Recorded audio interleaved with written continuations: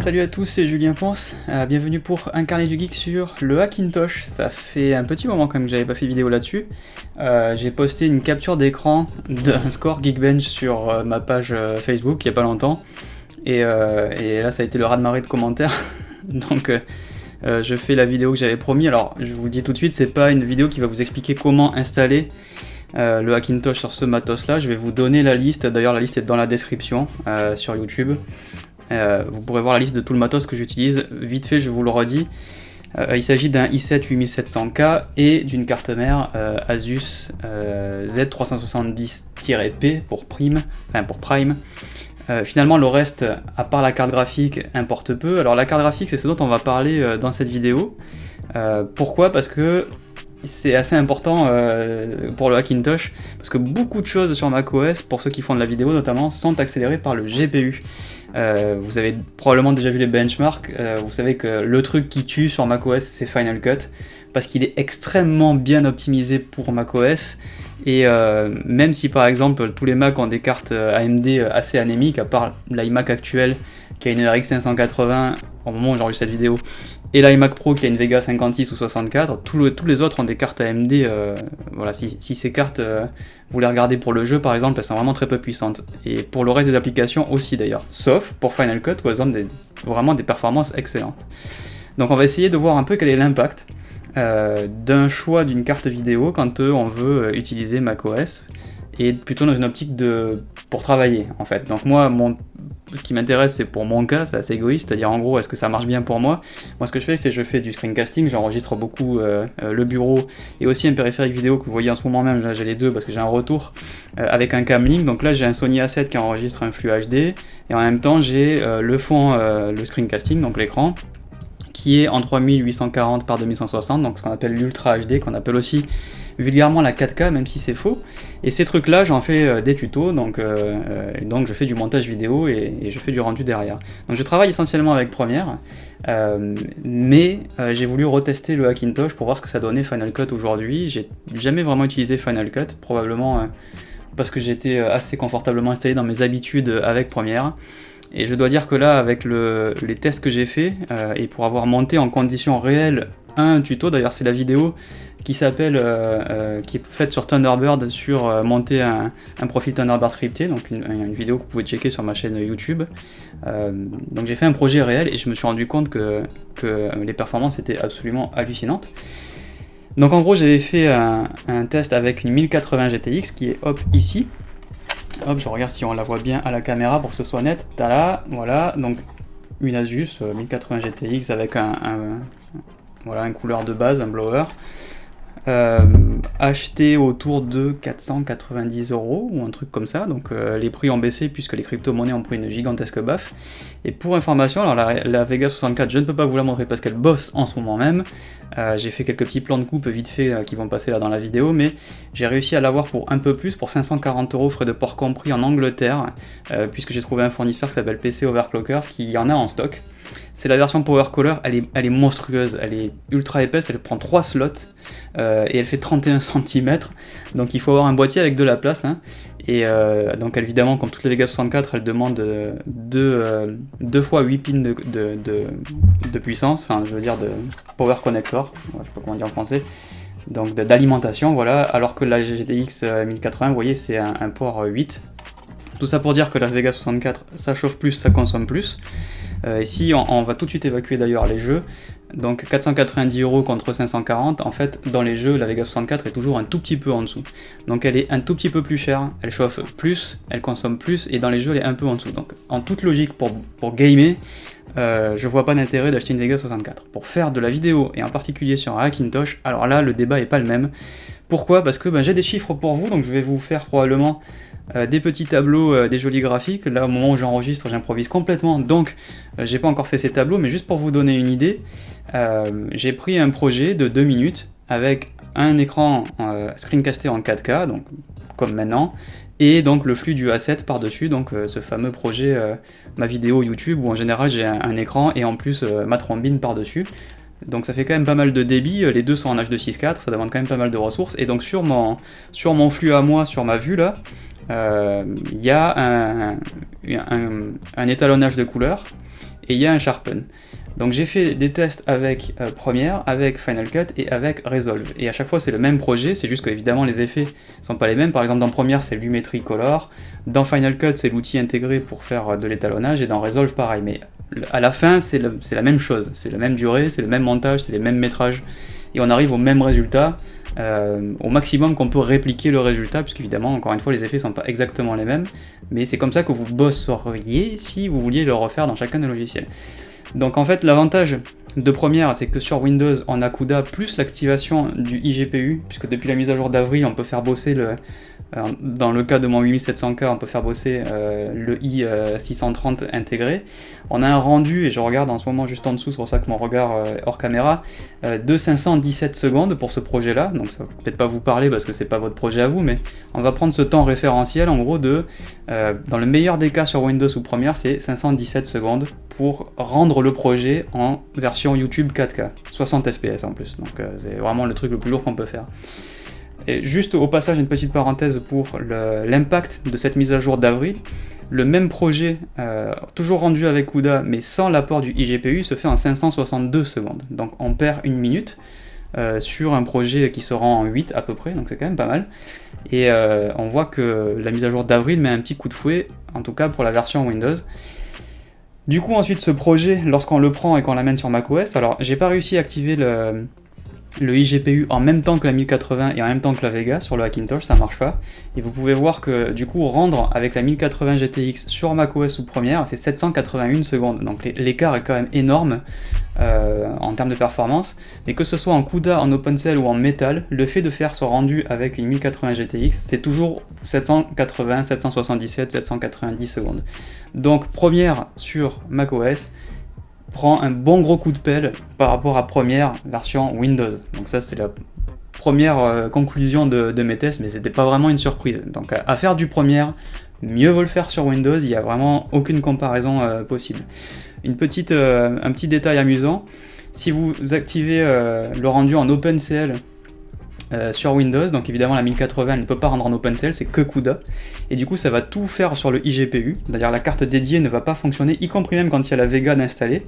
Dès que vous activez rendu hardware, le système bizarrement, Premiere bizarrement, tape le iGPU à 100% pour rendre en OpenCL, et n'utilise pas la Vega, et du coup ça fait un rendu en 1326 secondes, c'est plus de 2 fois le temps de référence avec CUDA.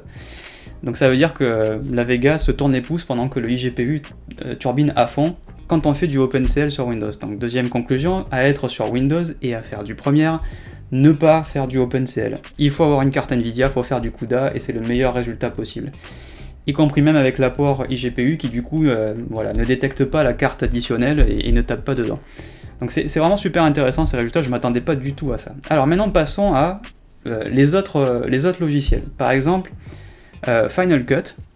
Alors Final Cut, avec la 1080 GTX sur le Hackintosh, c'est 422 secondes le rendu, en ayant désactivé le rendu en arrière-plan, évidemment, pour pouvoir jouer à armes égales avec Premiere, qui n'a pas cette fonction, qui est pourtant celle qui fait tout. C'est-à-dire que quand on active le rendu en arrière-plan, suivant combien de temps vous avez laissé l'ordi, vous êtes allé prendre un café, vous revenez, vous exportez, le truc il se fait en 3 secondes parce qu'il a déjà rendu en fait. Mais bon, on va quand même faire les benchmarks avec la désactivation du rendu en arrière-plan, histoire d'être juste envers Premiere, on va pas non plus jouer à armes non égales.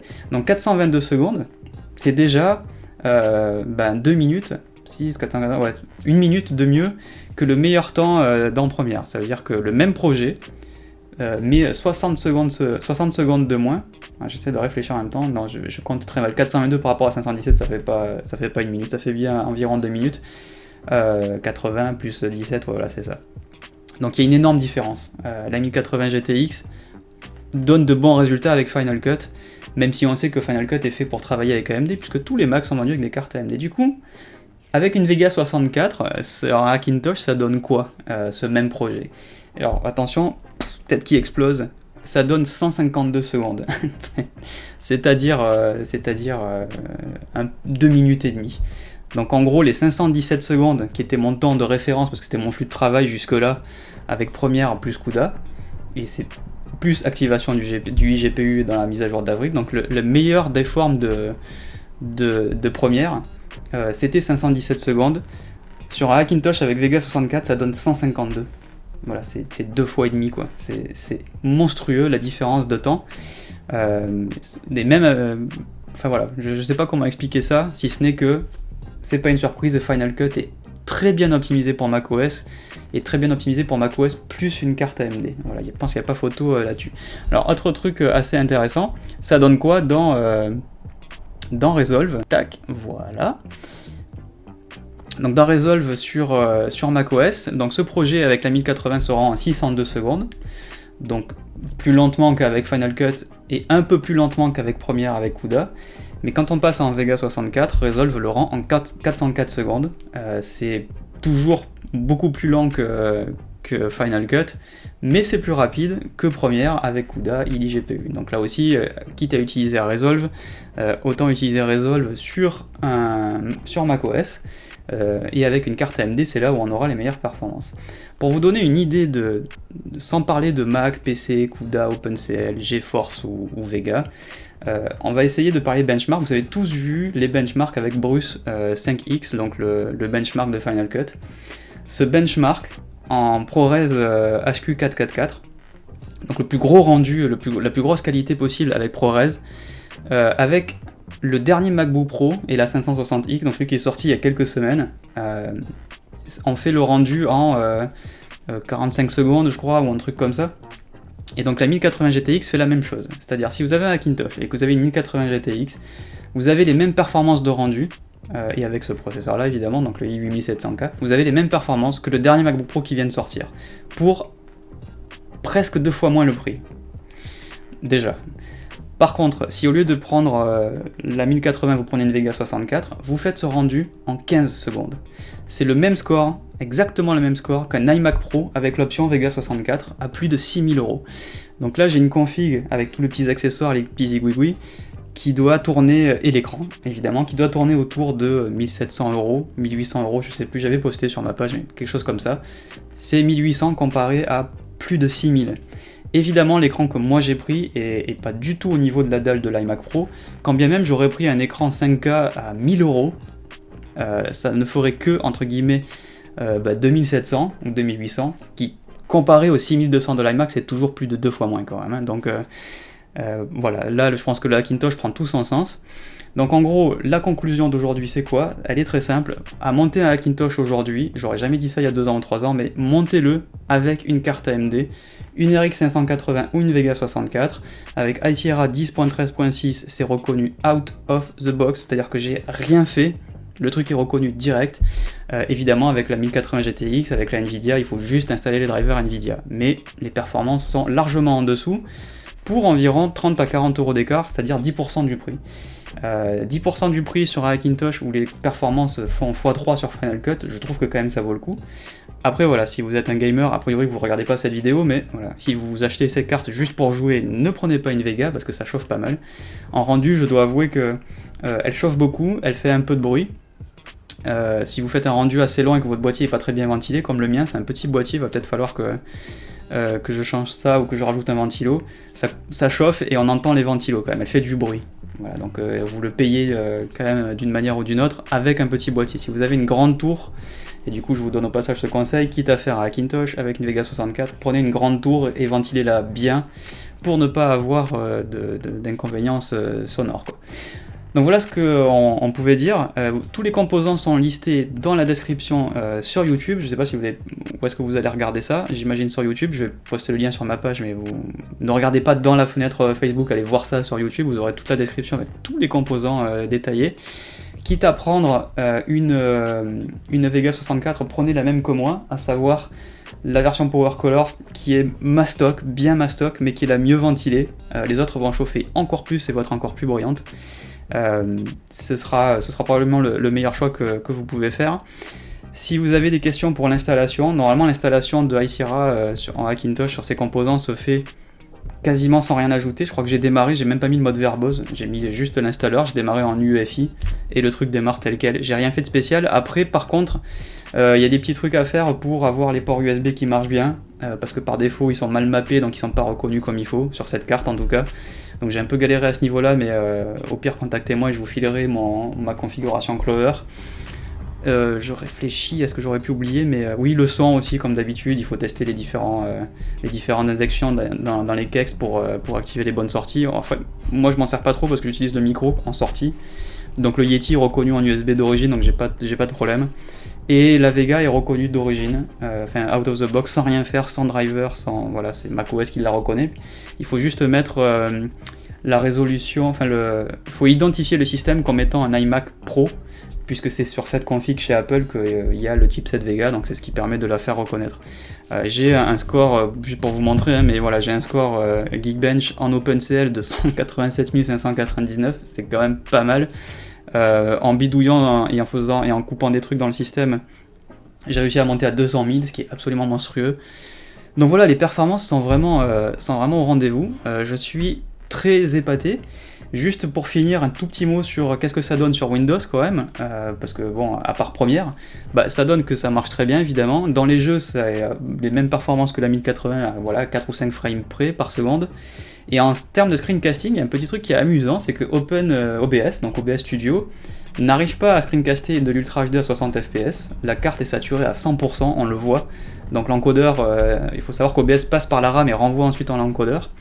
Quand on met 50 fps, ça va mieux, c'est-à-dire qu'on arrive à faire de l'Ultra HD à 50 fps, et avec OBS ça passe, alors que là-dessus, NVENC était meilleur sur la GeForce sur la 1080. Donc si vous utilisez beaucoup OBS pour faire de l'encodage sur le GPU, NVENC est vraiment meilleur pour les hautes résolutions à 60 images par seconde. Par contre, truc qui est intéressant, avec la Radeon RX Vega, quand vous installez le driver, il y a un truc qui s'appelle Relive, qui est le logiciel inclus avec les drivers pour faire du streaming et faire du screencasting. Vous n'êtes pas obligé d'ailleurs d'enregistrer des jeux pour enregistrer le bureau, vous faire des tutos sur Photoshop si vous voulez, ça enregistre le bureau, et là, ça a pris mon écran en 4K, enfin 3840 par 2160, à 60 images par seconde, les doigts dans le nez, sans chauffer, ça faisait pas de bruit, enfin voilà quoi. Donc mieux qu'OBS, la réponse est simple, c'est qu'en fait, le logiciel qui est fourni avec Radeon ne passe pas par la mémoire vive et ne passe pas par le CPU, c'est encodé directement sur la carte, c'est-à-dire que c'est le frame buffer qui est enregistré, ça passe par la carte, c'est enregistré par la carte et encodé par la carte et ça va vers le disque dur. Ça ne passe pas par les autres composants du système, ce qui explique que AMD arrive à des résultats de screencasting meilleurs que ceux d'OBS, puisque l'architecture d'OBS n'est pas faite pour ça. NVENC s'accommode très bien avec OBS pour arriver au même résultat, mais voilà, si vous voulez faire du screencasting, du coup avec la Vega 64 sur Windows, je vous conseille de plutôt passer par le soft qui est fourni par AMD avec les drivers et qui marche excessivement bien. Au passage, là dans la vidéo, je vais vous balancer 2-3 flux de trucs qui ont été screencastés en 1440p, des jeux aussi, donc ça marche aussi très bien évidemment pour screencaster du jeu, si vous voulez faire du streaming ou si vous avez besoin de faire ça pour votre chaîne YouTube ou je ne sais quoi. Voilà, du coup moi je passe par ça au lieu de passer par OBS comme je le faisais avant. Voilà, du coup c'est tout pour moi, on se donne rendez-vous bientôt, probablement pour de nouvelles vidéos sur macOS, probablement aussi pour du Hackintosh. Merci de m'avoir suivi, à très bientôt, salut.